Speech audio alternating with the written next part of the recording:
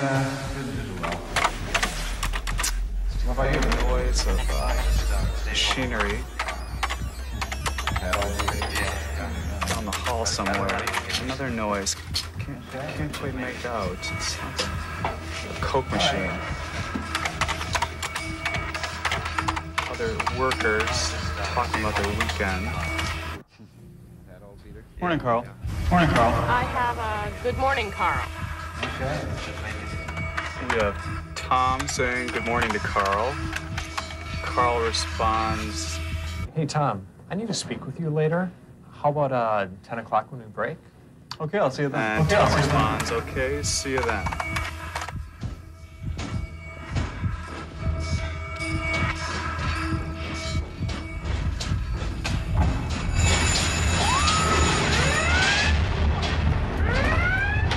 Get me the brain! Mayday! Mayday! Excessive noise! It's not that bad here. You'll get used to it. We cannot take much more, sir. Any more noise at this level, we're gonna break down. We recovered 5 last week. Can't you fix it? I don't know, sir. We've never done this long before. When she's gone, and you cannot hear no more. Mayday! Mayday! You gotta send someone in here. Brain, can't you help us? Help us! Oh.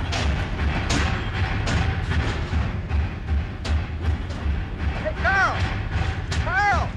You're not gonna get much done standing around like that all day. Come on, give me a hand.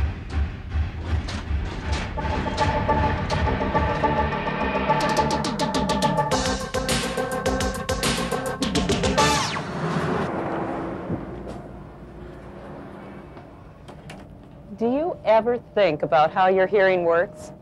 The ability to hear is something we take for granted because we're subjected to noise all the time, and we hear just fine, don't we? I mean, if we were losing our hearing, it would be obvious, right? Losing her hearing again, eh, George? Man, thanks. Guess I'll have to get this fixed. If only it were that easy. The problem with hearing loss is that it happens gradually over time. Many people don't realize that they have a problem until it's too late.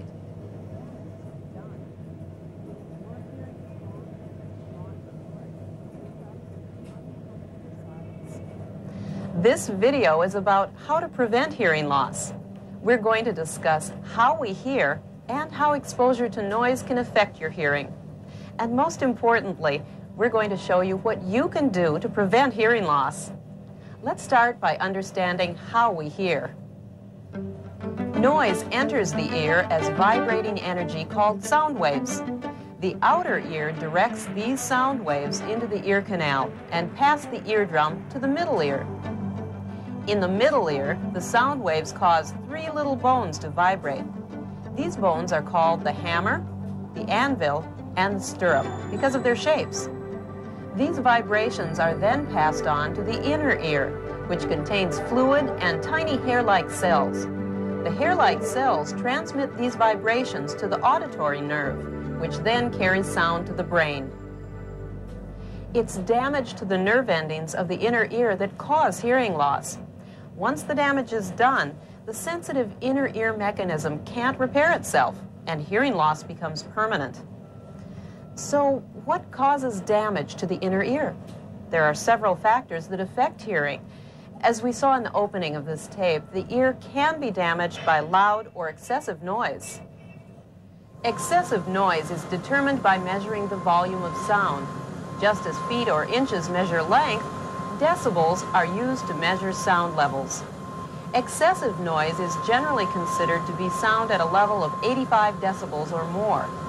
We're exposed to a variety of sound levels throughout the day. For example, the average office is 65 to 70 decibels. The average industrial setting is 70 to 85 decibels. A heavy industrial setting, like a paper mill, can be 98 or 100 decibels. But sounds other than the ones on the job can affect your hearing too. We don't usually think about what we do at home in terms of noise levels. But think about this. A kitchen blender is around 85 decibels.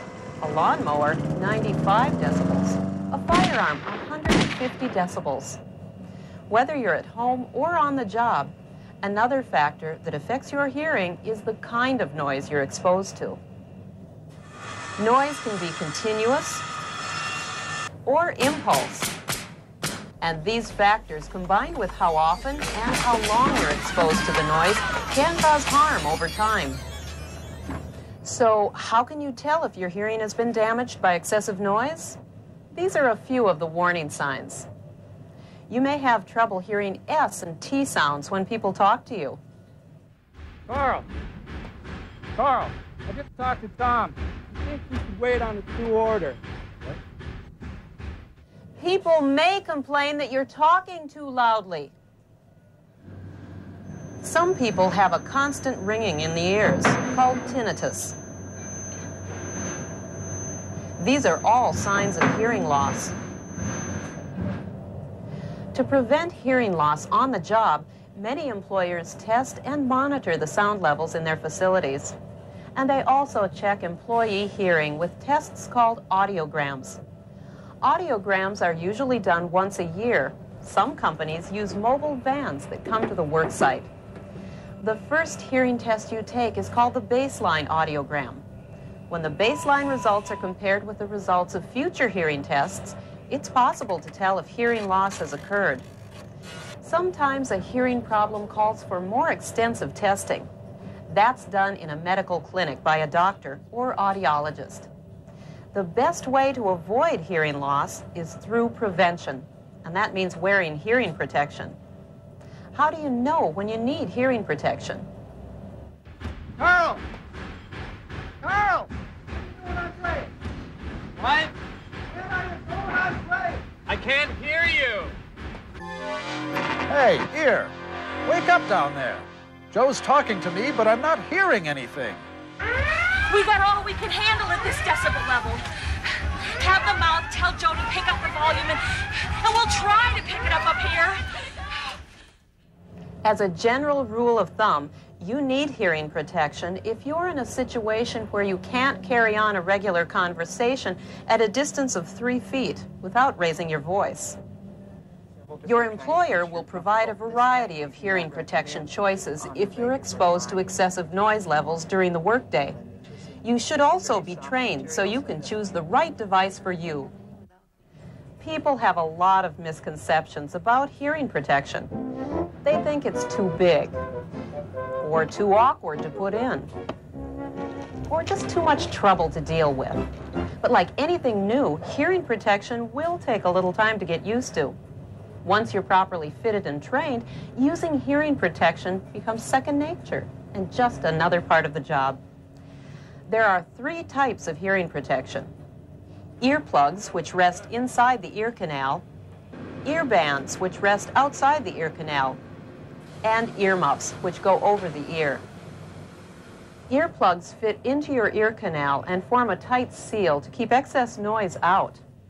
There are 2 kinds of earplugs: disposable, which are often made of foam and designed for one-shift use, and reusable, which are pre-molded and designed to be used more than once. Here's how to properly insert a foam earplug. With clean hands, roll the plug into a crease-free cylinder between the thumb and forefinger. With your other hand, pull your ear out and up to open the ear canal. Place the earplug well into the ear and hold it in place for a few seconds to give it time to fully expand. Earplugs should be adjusted throughout the day because chewing or even talking can loosen the earplug. Disposable earplugs should be discarded at the end of the shift. If they expand during the day so they no longer provide enough protection, or if they get dirty, get a new pair. Reusable earplugs should be cleaned with soap and water and dried each day and stored in a clean, dry place. If your reusable earplugs show signs of wear, or if they don't fit properly anymore, get them replaced.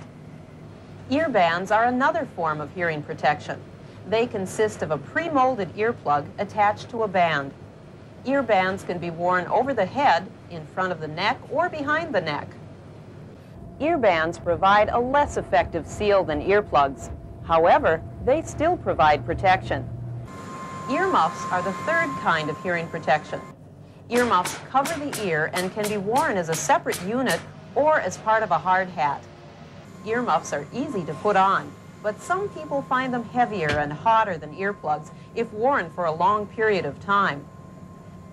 To use earmuffs properly, first, check the cushions for cracks, tears, or other signs of wear.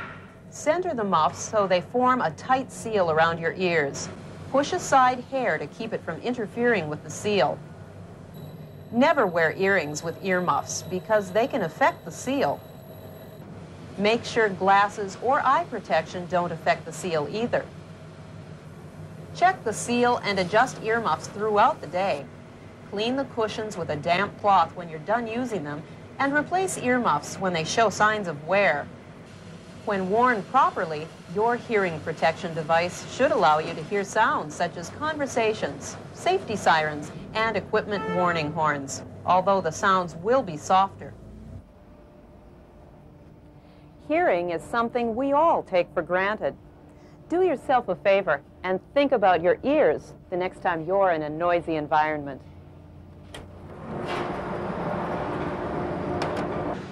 Carl! Thanks, Jill. You know how to use these correctly? Yeah, I remember the training things.